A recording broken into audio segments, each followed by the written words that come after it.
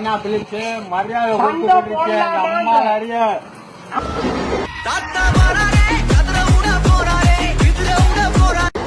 அந்த பையனுக்கு பயம் இல்லை. எங்கே செல்லும் இந்த பாதை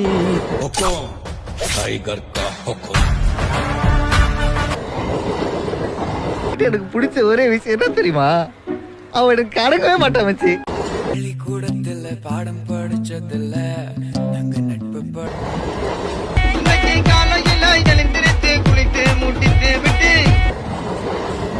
நண்பா, உனக்கு ஞாபகம் இருக்கா, நாம 2 பேரும்